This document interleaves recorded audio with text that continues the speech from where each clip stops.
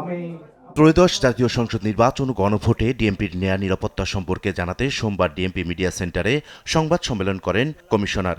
আগামী 12 ফেব্রুয়ারি অনুষ্ঠিত কমিশনার বলেন, এবার ভোটে পুলিশকে রাজনৈতিক উদ্দেশ্যে ব্যবহার করা যাবে না। নির্বাচন ঘিরে কোনো হুমকি নেই জানিয়ে কমিশনার বলেন, অন্যবারের তুলনায় এবার আইনশৃঙ্খলা পরিস্থিতি ভালো রয়েছে। কোনো থ্রেট নাই। পরিবেশ দেখতেছেন না, স্বাভাবিক সময়ের চেয়ে ভালো পরিবেশ চলতেছে। ক্রাইম নাই, ল অ্যান্ড অর্ডার সমস্যা নাই, রাস্তা ব্লকিং নাই, খুবই ভালো পরিবেশ। তো এখন যে আপনারা দেখতেছেন ল অ্যান্ড অর্ডার এবং ক্রাইম সিচুয়েশন, আমি তো মনে করি চমৎকার। ঢাকা মহানগরীতে ভোট কেন্দ্রগুলোর মধ্যে 37টি ঝুঁকিপূর্ণ বলে জানিয়ে তিনি বলেন, ঝুঁকিপূর্ণ কেন্দ্রগুলোতে থাকবে বডি ক্যামেরা।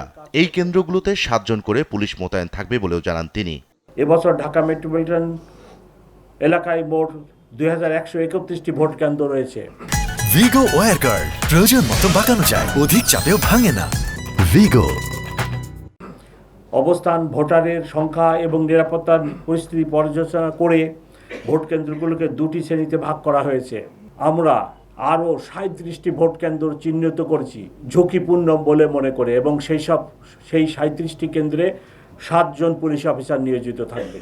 এদিন রাজধানীর আর্মি স্টেডিয়ামে ঢাকা মহানগরের আনসার ও গ্রাম প্রতিরক্ষা বাহিনীর নির্বাচন প্রস্তুতিমূলক সমাবেশে নির্বাচন ঘিরে দিক নির্দেশনামূলক বক্তব্য দেন বাহিনীর মহাপরিচালক। হুঁশিয়ারি দিয়ে বলেন, নির্বাচনে কোনো ধরনের জাল জালিয়াতি সহ্য করা হবে না। তোমাদেরকে আমি স্পষ্ট ভাষায় বলছি, সকলের চাওয়া পাওয়া একটাই, যে ভাই ভোট যেন সুষ্ঠু হয়, সুন্দর হয়, কোনো জাল জালিয়াতি অনিয়ম ভোট কেন্দ্রে যেন টলারেট করা না হয়। এ সময় সদস্যদের সামাজিক যোগাযোগ মাধ্যম ব্যবহারে সচেতন থাকার নির্দেশ দেন তিনি। আমার সামনে দিয়ে ভোটের ব্যালট বক্স নিয়ে চলে যাচ্ছে, নট অ্যাকসেপ্টেড।